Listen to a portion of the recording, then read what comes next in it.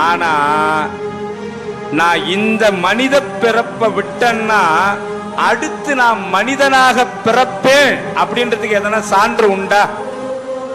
உண்டா? நான் என்னவா பிறப்பேன்னு தெரியாது, எப்படி பிறப்பேன்னு தெரியாது.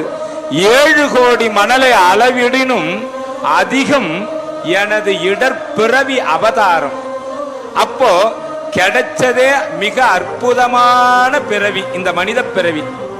அரிது அரிது மானிடராய் பிறத்தல் அரிது.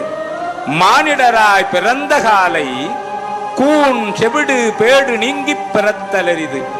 கூன் செவிடு பேடு நீங்கி பிறத்தலாயின் ஞானமும் கல்வியும் நயத்தல் அரிது.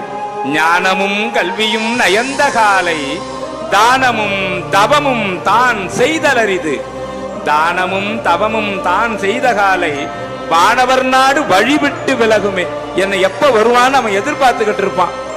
அப்போ இந்த பிறப்புல இது போன்ற தன்மைகள் எல்லாம் நமக்கு கூடி இருக்கிற இந்த ஜென்மத்திலேயே நாம பிறப்ப அறுத்தாதானே முடியும், இல்லைன்னா முடியுமா?